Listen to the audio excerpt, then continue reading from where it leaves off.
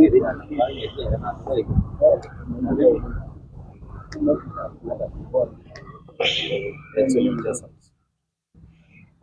them the teachings after that. Okay. Yes, I think we should be having everybody.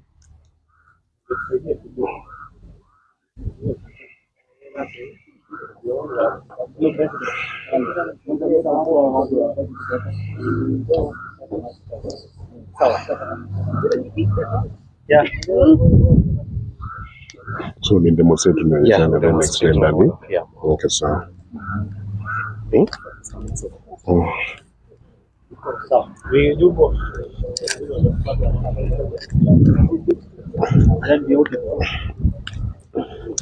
So this is a simulation of an accident scene, which is normally very common within our streets or within our areas that we live.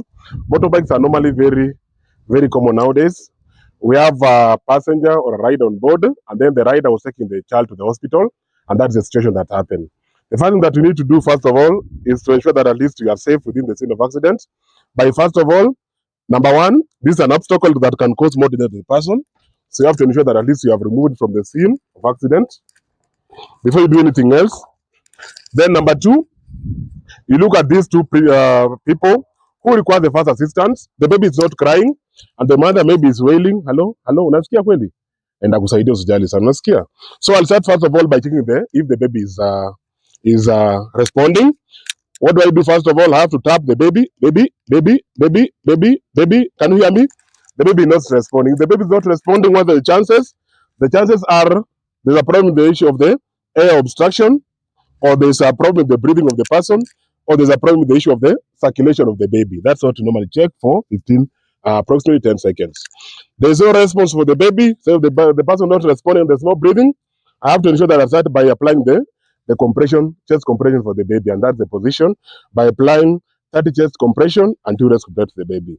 So we count 1, 2, 3, 4, 5, 6, 7, 8, 9, 10, 11, 12, 13, 14, 15, 16, 17, 18, 19, 20, 21, 22, 23, 24, 25, 26, 27, 28, 29, 30.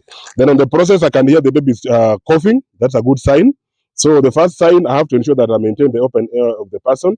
And then I turn the baby on one side so that I can put the baby in a recovery position. Then from there, this person who is conscious, what does that mean? If you want to know that you're alive, there's an issue of open airway, there's breathing, there's circulation. When somebody is wailing, what does that mean? Those things are present. So the next thing, first of all, ask the person, where does it hurt? Where does it hurt? Where does it hurt? She's telling me that she's being hurt on the leg here. So once the person is hurt on the leg here, I have to conduct secondary assessment from the head of the person to the toe of the person. And remember that when you read this point, we normally remove the shoes at the last thing. We don't start with the opposite, the shoes. We remove the shoes at the last thing. Because of what reason? We check for the airway, breathing, circulation because the person is talking, and then the rest of the things up to the toe of the person because of checking for the circulation. So I'll request that we go back. I'll explain more about that one. Thank you.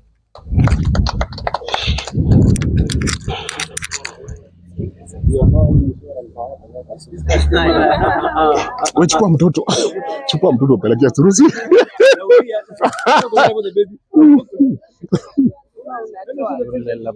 Basic tu kidogo tu ya dakika 5 hivi tu.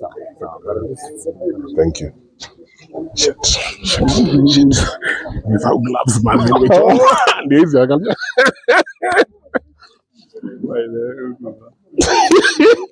Aya, nimechoka man. Nimechoka. But are we normal? Are we normal?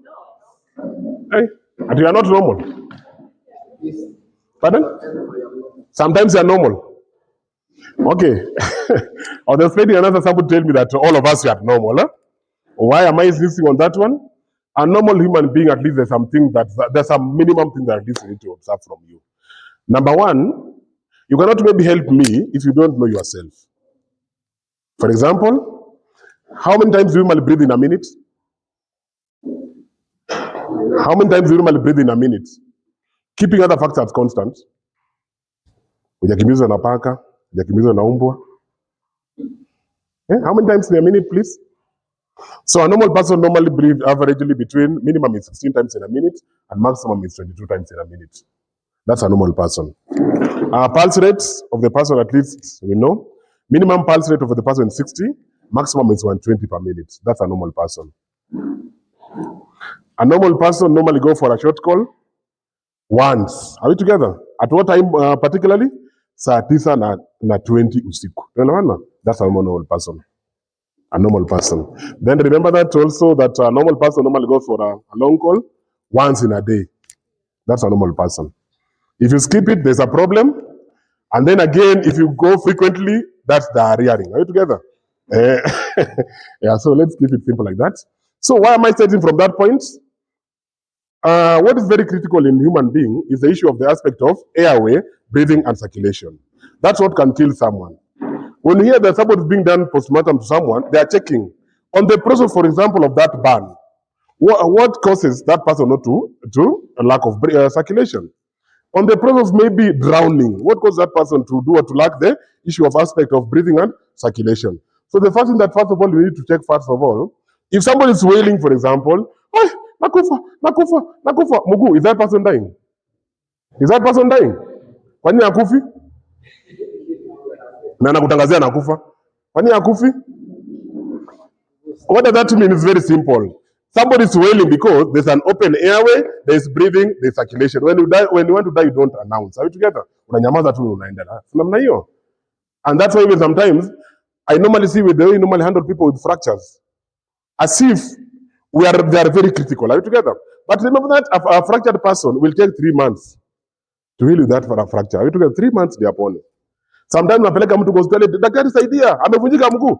Daktari anasema namna gani? Weke kando kwanza. Si namna hiyo. Alafu anasema next. Si namna hiyo. Unashangaa na daktari. This person is willing na kufa, hizi kufa. Huwezi kufa kwa sababu ya miguu. Si namna hiyo. Then finally remember that as a first aider or as a person who is responding, don't declare somebody dead. That's not your work. That's not your work. Why?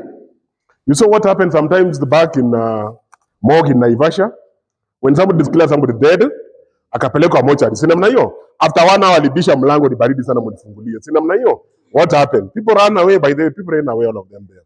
So that's what your work is. So they're probably done by the doctors only.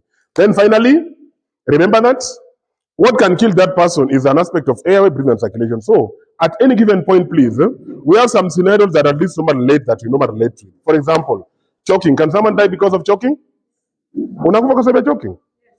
That's suffocation? Kuota moto?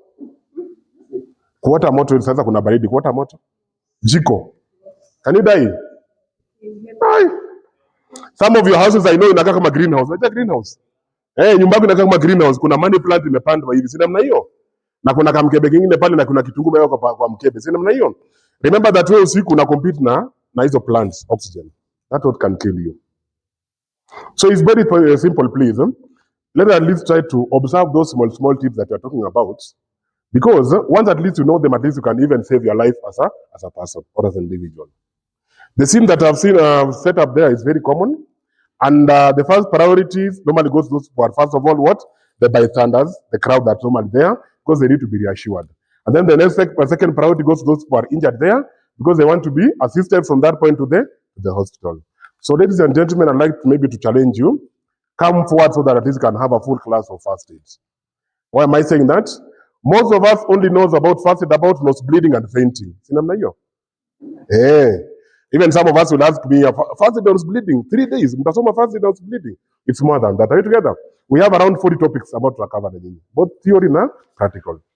Ukitoka hapo, I'll count on you that at least you can at least save someone's life within the household level. So on that note, please, I'd like to challenge you to come forward or sensitize the public the importance of at least learning about first aid, so that instead of stealing from the person, let at least help the person. Thank you very much for your time. May God bless you.